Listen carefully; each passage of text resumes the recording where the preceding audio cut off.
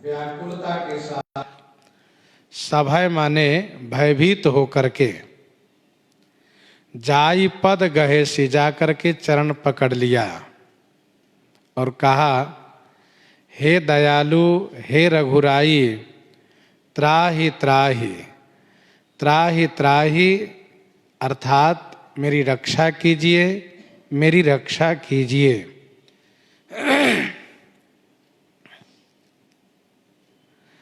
आतुर सभय गहेसी पद जाई, त्राहि त्राहि दयाल रघुराई।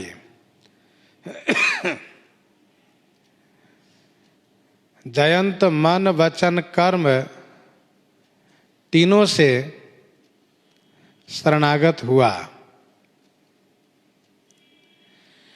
सभय होना मन का धर्म है,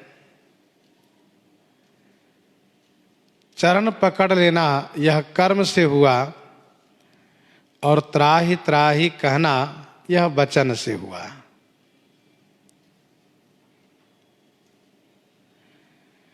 पद्म पुराण में जयंत की यह कथा वर्णित है। उस पुराण की कथा में देवर्षि नारद जी के स्थान पर श्री ब्रह्मा जी हैं। श्री ब्रह्मा जी के भेजने पर जयंत श्री राम के शरण में जाता है तथा वह जाकर के उनके शरण में गिर जाता है और मूर्छित सा हो जाता है। तब श्री किशोरी जो श्री रघुनाथ जी से प्रार्थना करती हैं कि इन पर आप दया कर दीजिए। फिर भी श्री राम जी कुछ नहीं बोलते हैं। तब श्री किशोरी जो उसको उठा करके सीधा कर देती हैं, अर्थात वह उल्टा गिरा हुआ होता है। श्री किशोरी जो सीधा करती हैं, अर्थात उसके सिर भाग को श्री राम जी के चरण में रख देती हैं और फिर उन पर कृपा करने के लिए प्रार्थना करती हैं। यह कथा पद्म पुराण की है। मानस कल्प की कथा में देवर्षि नारद जी इन पर अनुग्रह करते हैं और जैसा नारद जी इनसे कहते हैं वैसा ही ये जाकर के श्री राम से प्रार्थना करते हैं तथा इन्होंने पुकार करके कहा कि हे प्रणत हितकारी, मेरी रक्षा कीजिए। और ऐसा कहते हुए भय के सहित बड़ी आतुरता के साथ शीघ्रता में, व्याकुलता में चरण पकड़ लेता है और फिर कहता है, हे दयालु, हे रघुराई, मेरी रक्षा कीजिए, मेरी रक्षा कीजिए। और फिर क्या कहता है आगे? अतुलित बल अतुलित प्रभुताये, अतुलित बल अतुलित प्रभुताये, मैं मति मंद जानी नहीं पाए,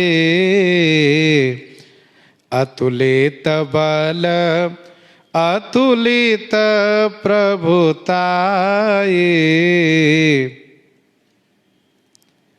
आपका बल अतुलित है, आपकी प्रभुताई भी अतुलित है, परंतु मैं मतिमंद, मैं बुद्धि का मंद, बुद्धि का नीच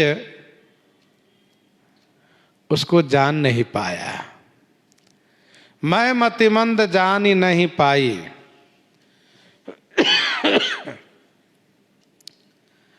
अतुलित बल अतुलित प्रभुताई, मैं मतिमंद जानी नहीं पाई।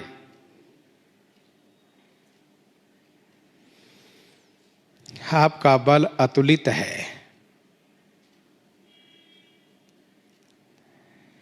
एक सींग के बाण से संपूर्ण ब्रह्मांड को आपने बेध डाला, अर्थात आपका यह सींग बाण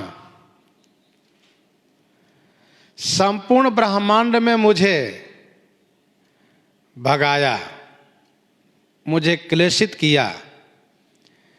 मैं जहां गया वहां यह बाण पीछे लगा था। आपकी प्रभुताई अतुलित है। आप चित्रकूट में विराजित थे, परंतु आपके प्रताप के कारण, आपके भय से किसी ने मुझे बैठने तक को नहीं कहा। यह आपका प्रताप है कि भले ही आप चित्रकूट में हैं, लेकिन आपसे सब कोई डरते हैं। किसी की हिम्मत नहीं पड़ती है कि आपके विरोधी को आश्रय दे दें। पर मैं बुद्धि का मंद, बुद्धि का नीच, मैं कुछ जान नहीं पाया। सठ चाहत रघुपति बल देखा। गोस्वामी जी पहले ही कह चुके हैं, इसीलिए आप मुझे क्षमा कर दीजिए। क्षमा हो चूक अनजानत केरी। मैं आपके बल प्रताप को जान नहीं पाया, इसलिए मैंने इतना बड़ा अपराध किया। मेरी प्रार्थना है कि आप मेरे अपराध को क्षमा कर दीजिए।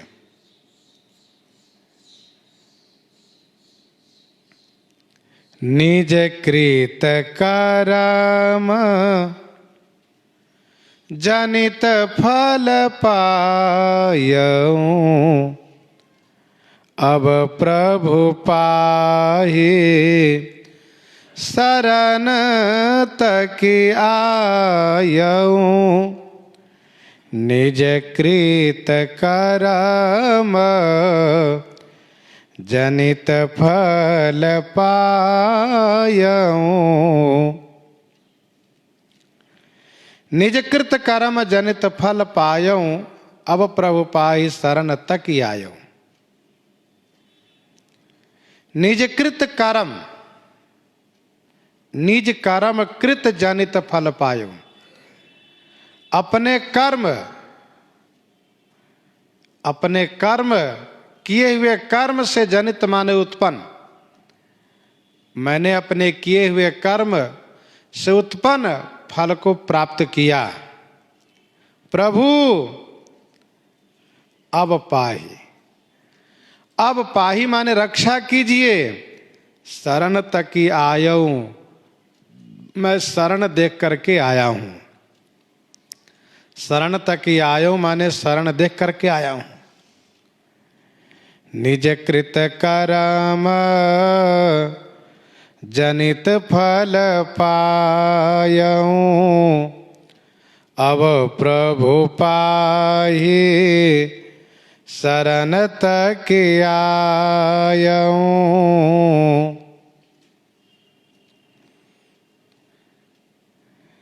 मैंने अपने किए कर्म से उत्पन्न फल पाया।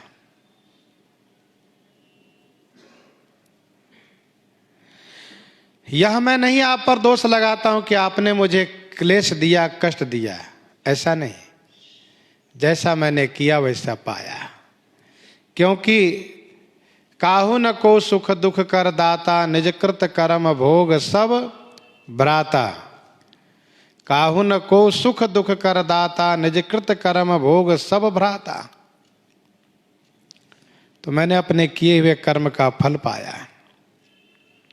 प्रभु अब मेरी रक्षा कीजिए। पाई मान रक्षा कीजिए। मैं शरण देख करके आया हूं, मेरे लिए आपके सिवा कोई शरण देने वाला नहीं है, मुझे कहीं भी ठिकाना नहीं है, इसलिए अब मेरी रक्षा कीजिए। ठाकुर जी ने कहा है,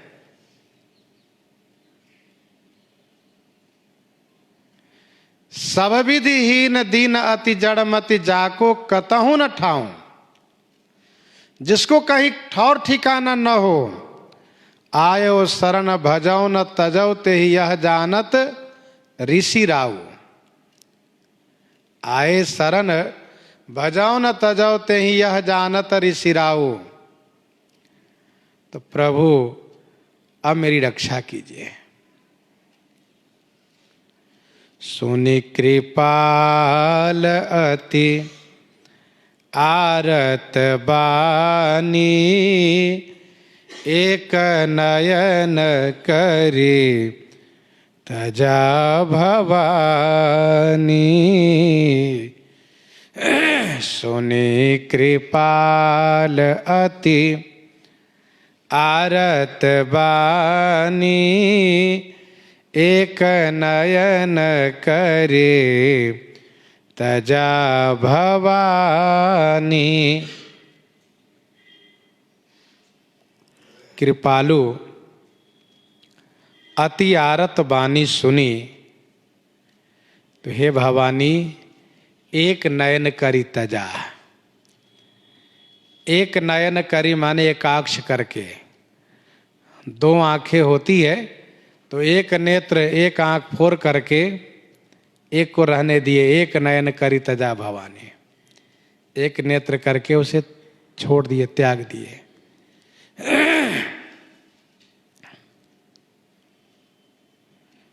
कृपालु है। उसकी अति आर्त वाणी सुन करके एक नेत्र करके उसे मुक्त कर दिए। प्रणत पाल रघुवंश मणि करुणा सिंधु खरारी, गए शरण प्रभु राखी हैं सब अपराध विसारी। श्री राम जी के शरण में जाने पर अवश्य रक्षा करते हैं, निराश नहीं करते, लौटाते नहीं हैं।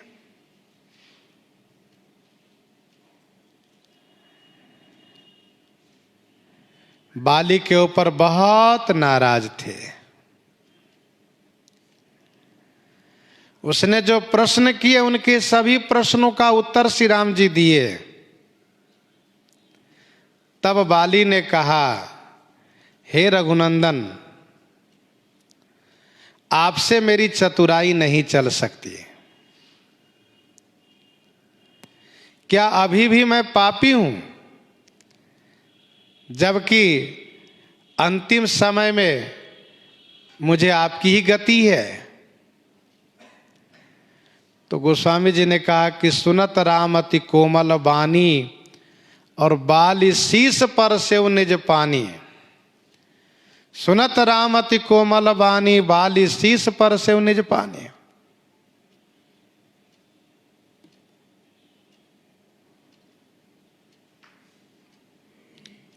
तुरंत अनुग्रह किए और ऐसी कृपा करने लगे कि प्रभु ने कहा, तुम प्राण को रखो, मैं तुम्हारे शरीर को अचल किए देता हूं। बार बार उलाहना देते हो कि हमें मार दिए मार दिए, अब तुम्हें मरना नहीं है, तुम नहीं मरोगे। तो इस प्रकार से श्री राम जी कृपालु हैं। सागर के ऊपर बहुत नाराज थे श्री राम जी, बहुत रोष किए,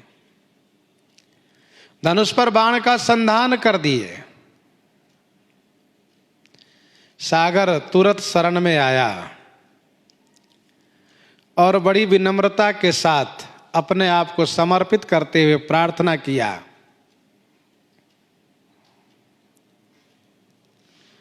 तो श्री राम जी खुश हो गए, श्री राम जी प्रसन्न हो गए। सुनत विनीत बचन अति कह कृपाल मुसुकाई, जेहि विधि उतरई कपि कटक तात सुकहु उपाय। अब आप जरा सोचिए कि बाली पर इतने नाराज थे, सागर पर इतने नाराज थे, और उसने क्या ऐसा कह दिया कि तुरंत प्रसन्न हो गए। मानसकार कहते हैं उसने आरत वाणी से प्रार्थना की, अपने आप को समर्पित किया, अपनी बुद्धिमत्ता अपनी चतुराई को अस्वीकार किया, नकारा, ये मेरी मूढ़ता है, अपनी जड़ता को स्वीकारा। श्री राम जी प्रसन्न हो गए। तो श्री राम जी बड़े कृपालु हैं।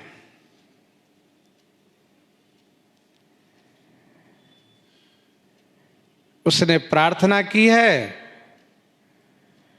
तो श्री राम जी उन पर अनुग्रह किए, एक नेत्र करके छोड़ दिए। सुरपति सुत जानई बल थोरा, अराखा जियत आँखी गही फोरा। मंदोदरी कहती है एक नयन करी तजा भवानी। और वो भी श्री राम जी ने पूछा कि क्या देना चाहते हो, क्योंकि मेरा बाण अमोघ है, अच्युक है, इसे कुछ ना कुछ तो देना पड़ेगा, क्या देते हो। जिस प्रकार से श्री राम जी ने श्री परशुराम जी के कहने पर धनुष का बाण चढ़ाते हुए झट से ये पूछा कि बताइए अब आप क्या दीजिएगा। श्री राम जी ने पूछा अब आप क्या दीजिएगा, क्योंकि मेरा बाण अमोघ है,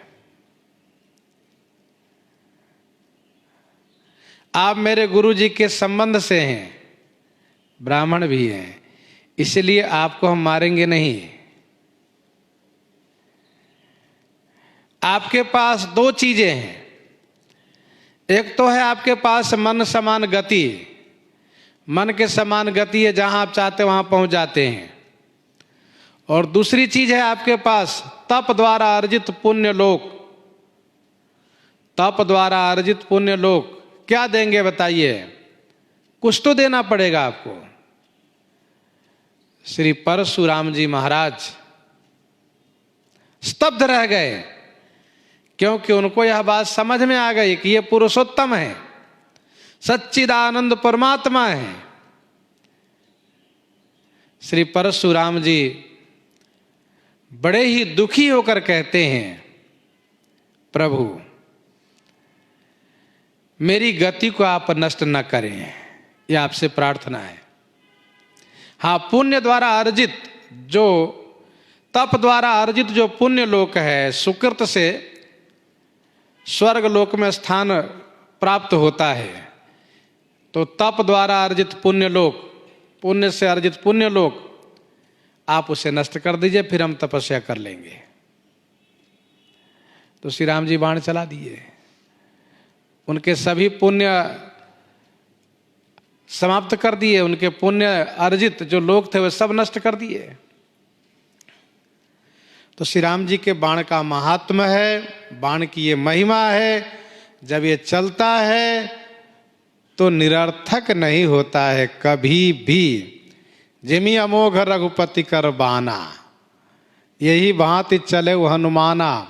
गोस्वामी जी ने यूं ही हनुमान जी को बाण से उपमित नहीं किया, बहुत सोच विचार करके। श्री राम जी का बाण जब जाता है तो कार्य करके वापस आता है।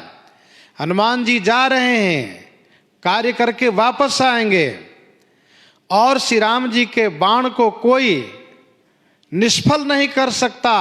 हनुमान जी का जो कार्य है वह विफल नहीं होगा। जिमि अमोघ रघुपति कर बाना। तो श्री राम जी के बाण का महात्म्य है। कुछ इसी तरह की बात आ गई, समस्या आ गई समुद्र के सामने। सागर जब शरणागत हुआ तो श्री राम जी ने कहा, सुनिए, बाण को तो कुछ देना पड़ेगा आपको। बाण को आप क्या देते हैं? सागर बड़े स्तब्ध रह गए, क्या देते हो, क्या देना पड़ेगा?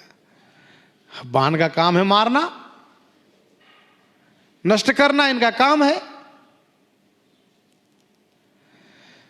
सागर ने बहुत सोच विचार करके कहा, प्रभु मैं दोनों तटवासी से त्रस्त हूं और आपकी बड़ी कृपा होने जा रही है कि दक्षिण तट के जो असुर लोग हैं उनको आप मारेंगे, पर मेरी प्रार्थना से इस बाण के द्वारा मेरे उत्तर तटवासी को समाप्त कर दीजिए। यही सर मम उत्तर तटवासी हतहु नाथ खल नर अग राशि, सुन कृपाल सागर मन पीरा तुरत ही हरि राम रण धीरा। तो श्री परशुराम जी तथा सागर ये दोनों साक्षी है। तो जिस प्रकार से उन दोनों से बिना कुछ लिए श्री राम जी का बाण वापस तरकस में नहीं आया, वैसे ही श्री राम जी ने यहां पर इनसे कहा, जयंत से, बताओ क्या देते हो? जयंत ने कहा, सरकार हमें यह समझ में नहीं आ रहा है कि क्या देना चाहिए। वैसे नेत्र अपराधी है, चोंच भी अपराधी है। नेत्र ने देखा है, चोंच ने मारा है, दंड तो मिलना ही चाहिए कुछ। श्री राम जी ने कहा, तुम्हारे एक नेत्र को इस बाण की महिमा को रखते हुए समाप्त किए देते हैं। इस संदर्भ में संतों ने कहा कि एक नेत्र क्यों फोड़ दिए? संतों ने कहा कि काग के एक ही नेत्र होते, तुम्हारे पास दो क्यों है, इसलिए एक फोड़ देते हैं। दूसरे संत ने यह कहा कि तब काग के दो नेत्र हुआ करते थे, जब से श्री राम जी ने नेत्र फोड़ा है जयंत को, तब से काग के एक नेत्र होने लगे हैं। काग के एक ही नेत्र होता है, आप ध्यान से देखिएगा। एक आंख से देखेगा, दूसरी आंख उसकी बंद हो जाएगी। बड़ी विचित्र संरचना है उसके नेत्र की। चोंच थोड़ा सा टेढ़ा तिरछा करता है, दूसरे आंख से देख लेता है, इधर तिरछा के उधर देख लेता है तुरंत। तो काग के पास एक ही नेत्र होते हैं, आकार भले दोनों नेत्र का हो, लेकिन है एक ही नेत्र उसके पास। वही नेत्र का गोलक दोनों तरफ घूमता रहता है। दूसरे तीसरे संत ने यह कहा कि श्री सीताराम जी दोनों एक हैं, दोनों एक है। इसने दो दृष्टि से देखा। श्री सीताराम जी दोनों एक हैं, इसने दोनों को अलग अलग देखा।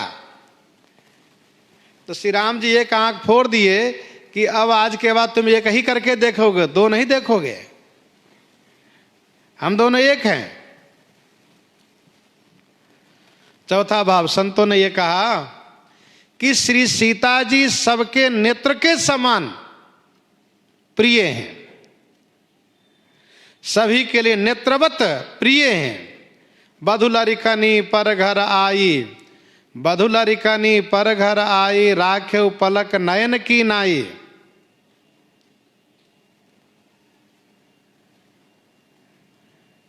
तो सभी के नेत्रवत श्री सीता जी का अपराध किया है, इसीलिए उसके एक नेत्र को फोड़ दिए श्री राम जी। नेत्रवत को कष्ट दिया, इसलिए उसके नेत्र को फोड़ दिए।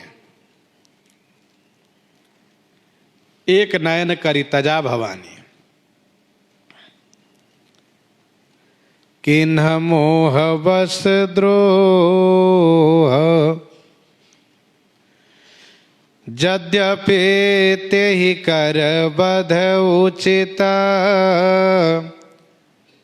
प्रभु छाड़े ओ करी छोह, को कृपाल रघुबीर सम,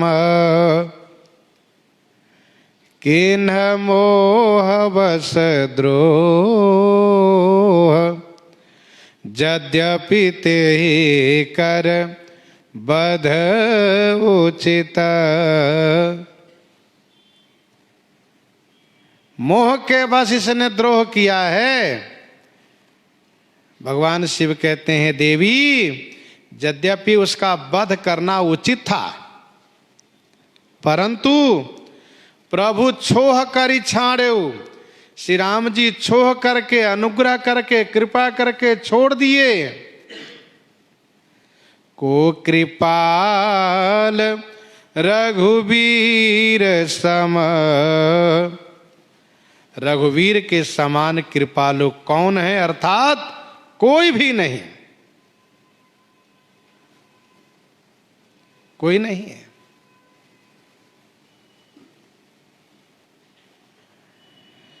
किन्ह मोह बस द्रोह, यद्यपि ते ही कर बध उचित, प्रभु छाड़ेव कर छोह, को कृपाल रघुवीर समा।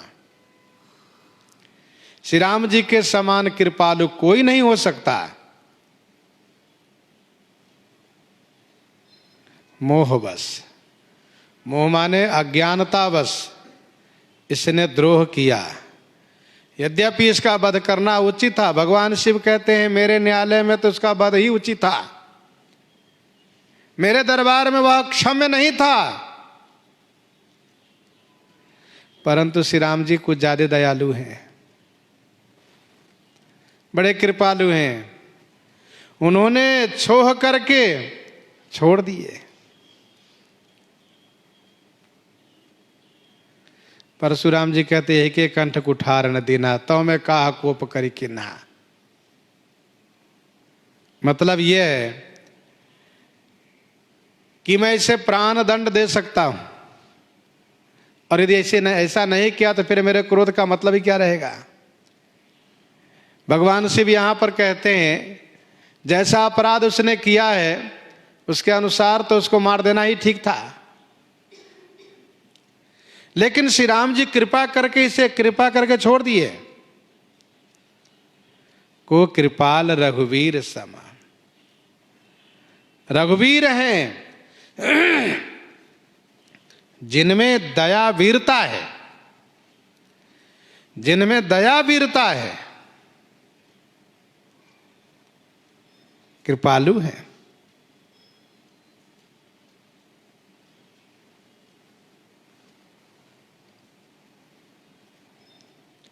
को कृपाल रघुवीर समा।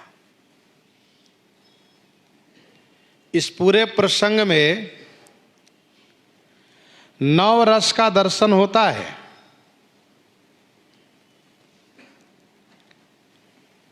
नौ रस का दर्शन होता है।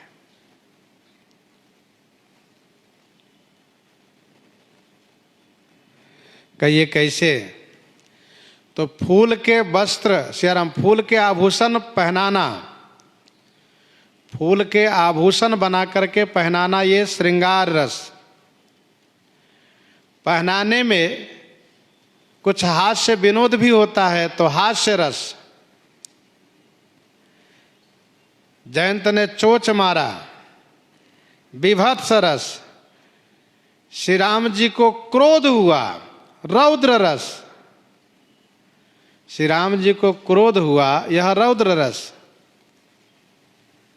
सीख बाण का प्रयोग करना, वीर रस। जयंत को भय हो गया, यह भयानक रस। यह बाण न तो जयंत को जलाता है न छोड़ता है, यह अद्भुत रस है। शरण में आने पर उन पर करुणा करना, यह करुण रस। और यह सभी घटनाक्रम होने के बाद, यह सभी घटनाक्रम होने के बाद श्री राम जी के चित्त में कोई उद्वेग ना होना, यही है शांत रस। उनके चित्त में कोई उद्वेग ना होना, यही शांत रस है।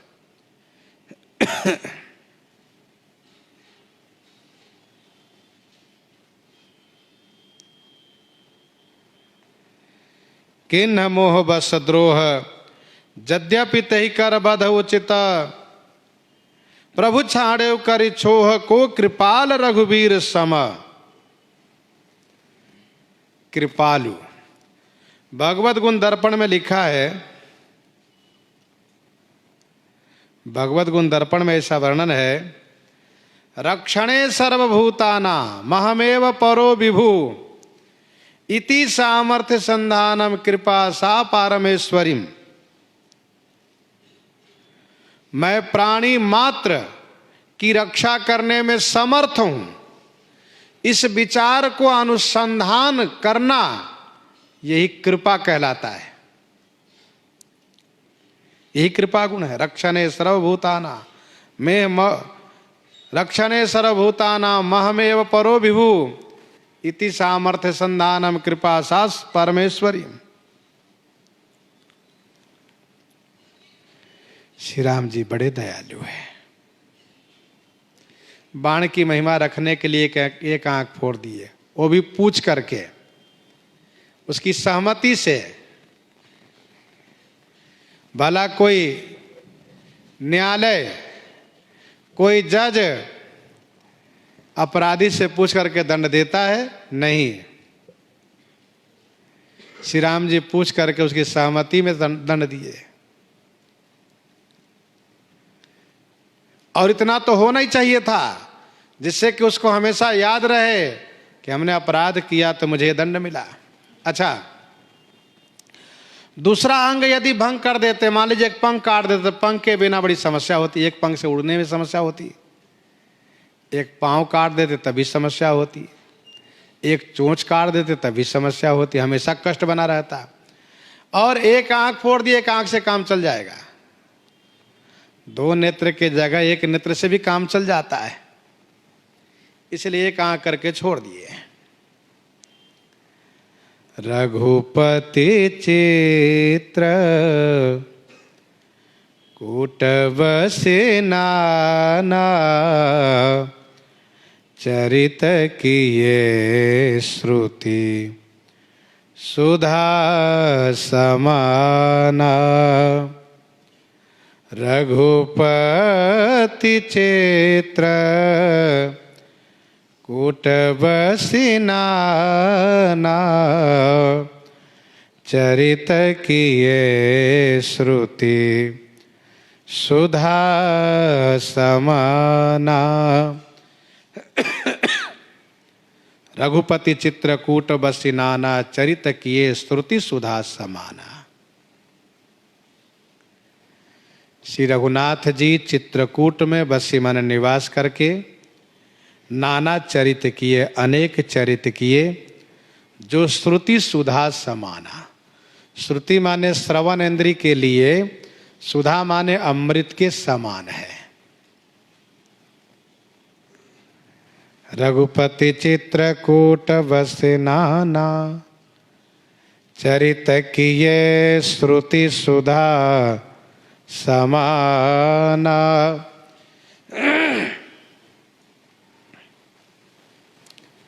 प्रभु ने श्री वाल्मीकि जी से ये कहा था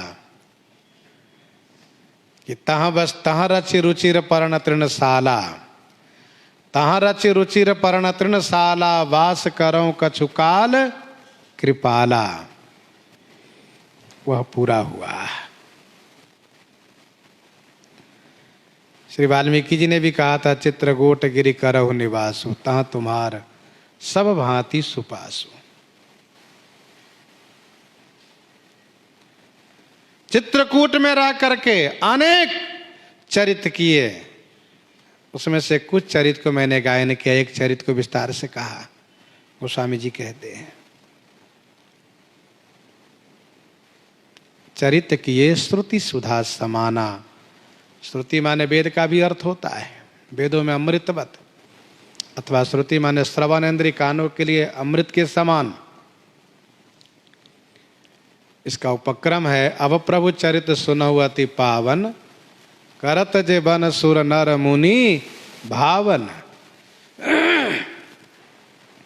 चरित किए श्रुति सुधा समाना। चित्रकूट समम नास्ति तीर्थ ब्रह्मांड गोलोके, यत्र श्री रामचंद्रो सौ सीतया सहिता सुधि। बृहद ब्रह्म रामायण में, बृहद ब्रह्म रामायण चित्रकूट महात्म में यह विस्तार से वर्णन है कि भगवान श्री राम सुंदर चरित किए हैं।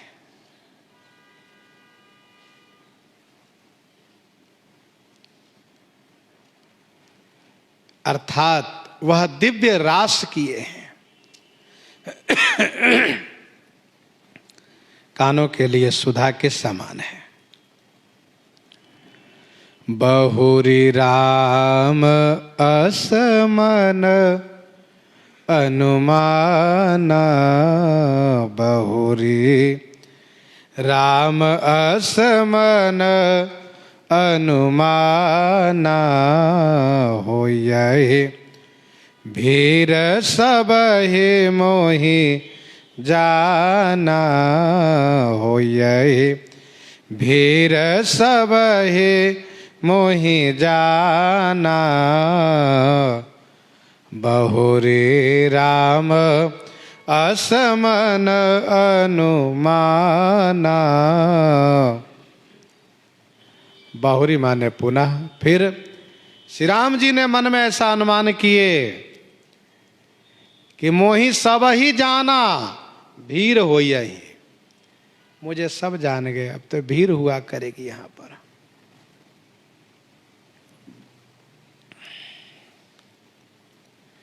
बहुरी राम असमन अनुमाना, हो यही भीड़ सब ही मोहि जाना।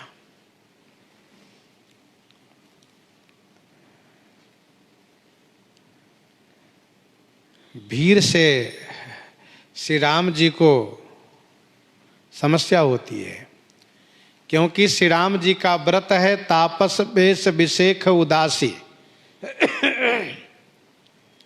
तापस वेश विशेख उदासी, विशेष उदासी में भीड़ साथ में नहीं होनी चाहिए। सब ही मोहि जाना, अयोध्या मिथिलावासी के साथ साथ सभी देवता, पूरे ब्रह्मांडवासी सब लोग जान गए। जयंत के घटनाक्रम के माध्यम से श्री राम जी का बाण सब जगह जयंत को पीछा किया है, इसलिए सब कोई जान गए हैं। अब स्वाभाविक है कि कोई न कोई आते जाते रहते हैं। अब सबको पता चल गया कि श्री राम भगवान है। पहले जानते थे कि श्री राम राजकुमार हैं, श्री राम तपस्वी हैं। अब सबको पता चल गया कि श्री राम परमात्मा हैं, भगवान हैं। तो अब इस दृष्टि से लोगों का आना जाना ये ठीक नहीं है। और फिर मुझे अपने ईश्वरत्व को छुपाकर रखना है जब तक रावण का अंत नहीं हो जाता है। हो यही भीड़ सब ही मोहि जाना।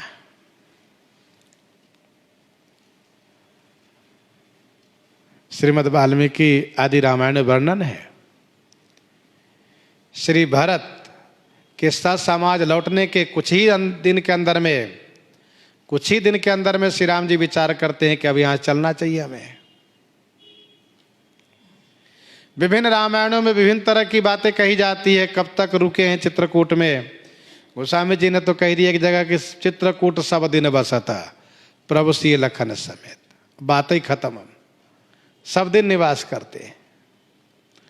आगे वाला काम कहा श्री राम जी, आगे वाला काम अपने ईश्वरत्व के द्वारा सब संपादित कर लिए। पर लीला के क्रम में श्री राम जी आगे चलते हैं। सकल मुनिन सन विदा कराई, सीता सहित चले दो भाई, सकल मुनि सन विदा कराई, सीता सहित चले दो भाई। सकल मुनि सन विदा कराई, सीता सहित चले दो भाई। समस्त मुनियों से विदा करा करके श्री सीता जी के सहित दोनों भाई चल दिए। समस्त मुनियों से विदा करा लिए। श्री राम जी एक दिन सभी मुनि महात्माओं को बुलाए हैं, जो आश्रम में रोज आया करते थे, कथा सुनाया करते थे। उन सब को श्री राम जी ने प्रणाम करते हुए कहा कि हे महात्माओं, अब मैं इस आश्रम को छोड़ करके आगे जाना चाहता हूँ। मुनियों ने कहा क्यों प्रभु, यहाँ कोई कष्ट है क्या आपको? कहा नहीं नहीं, कष्ट कुछ भी नहीं है, बहुत आनंद है, लेकिन मुझे आगे जाना है। श्री राम जी सभी मुनियों से विदा करा करके फिर चलते हैं। मुनि में से बहुत ऐसे मुनि हैं जो जान रहे हैं कि प्रभु का अवतार ही इसलिए हुआ है, हम लोगों पर अनुग्रह करके अब तक यहाँ ठहर करके हमें अपने दर्शन, चरित, लीला का आनंद प्रदान किए। अब तो प्रभु आगे जाएंगे ही और भक्तों को सुख देने के लिए। विदा मांग करके चलना यह शिष्टाचार है और वैसे सभी धर्मों की मर्यादा है। विदा मांग करके चलना। कहीं भी आप जाओ, बिना बताए चल दिए, वह कहीं रह रहे वहां से बिना बताए चल दिए, तो उनके मन में तमाम प्रकार के तर्क वितर्क होते हैं। क्यों चले गए, क्या बात हुई? विदा मांग कर चलने से मन में संतुष्टि होती है। मुनिसन विदा मांगी त्रिपुरारी, चलो पवन सुत विदा कराइए। विदा मांग कर ही चलना चाहिए। श्री राम लक्ष्मण दोनों भाई श्री सीता जी के साथ प्रस्थान किए। अत्रि के आश्रम जब प्रभु गयो, अत्रि के आश्रम जब प्रभु गयो, सुनत महामुनि हर्षित भयो। अत्रि के आश्रम जब प्रभु गयो, सुनत महामुनि हर्षित भयो।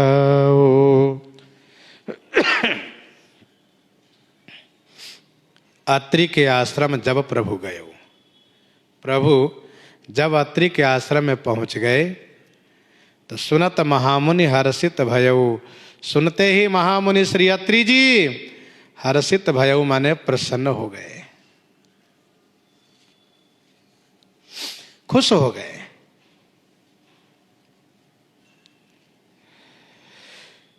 श्री अत्रि जी के आश्रम की सीमा पर प्रभु पहुंचे हैं। वैसे ही श्री अत्रि जी के शिष्यों ने उन्हें सूचना दी है कि महाराज, गुरुदेव, प्रभु आ गए। आ गए कहाँ? अरे फिर तो क्या कहना है। सुनत महामुनि हर्षित भयो। महामुनि श्री अत्रि जी महाराज बड़े प्रसन्न हो गए। चित्रकूट के उन मुनि महात्माओं में सर्वोपरि सर्वश्रेष्ठ श्री अत्रि जी महाराज हैं। अत्रि जो शब्द है उसका अर्थ होता है तीनों गुण से परे, त्रिगुणातीत। जो भक्त त्रिगुणातीत हो जाता है उनके आश्रम पर प्रभु स्वयं पधारते हैं, स्वयं आते हैं। अत्रि के आश्रम जब प्रभु गयो, सुनत महामुनि हर्षित भयो। किसी ने समाचार दिया तो कहा सब समाचार की रात कोलन ही आई ते ही अवसर कहे। कोल की रात बाबा के चेले लोग हैं। फिर तो प्रभु आगमन श्रवण सुनि पावा, करत मनोरथ आतुर धावा, सुनत अगस्त तुरत उठ धाये। श्री अत्रि जी महाराज को ऐसा नहीं लगा कि मैं वृद्ध हो गया हूं, इतने आनंदित हो गए कि दौड़ पड़े, दौड़ने लगे। पुलकित गात अत्रे उठे धाये, देखे राम आतुर चली आए। पुलकित गात अत्रि उठे धाये।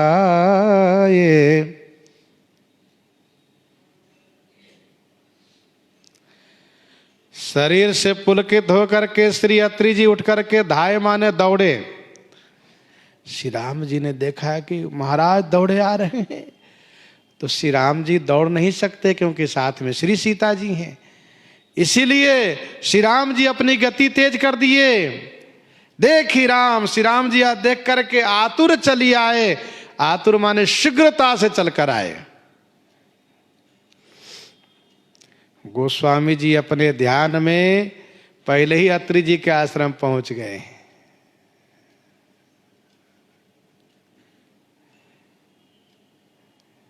पुलकित गात अत्र उठ धाये, देखी राम आतुर चली आए। श्री राम जी सुनते ही, श्री राम जी देखते ही कि महाराज दौड़ रहे हैं मुझसे मिलने के लिए, श्री राम जी बहुत तेजी से चलने लगे। देखी राम आतुर चली आए और करत दंडवत मुनि उरलाए। करत दंडवत मुनि उरलाए, प्रेम बारी दो जन अनवाए। करत दंडवत मुनि उरलाए, दंडवत करते हुए देख करके मुनि श्री अत्रि जी ने श्री राम जी को हृदय से लगा लिए और अपने प्रेमाश्रु द्वारा अभिसिंचित करते हुए दो जन दोनों भाई को अनवाए माने नहवा दिए। जैसे श्री राम लक्ष्मण दंडवत किए वैसे मुनि उन्हें उठाकर हृदय से लगा लिए और प्रेमाश्रु प्रेम बारी दो जन अनवाए।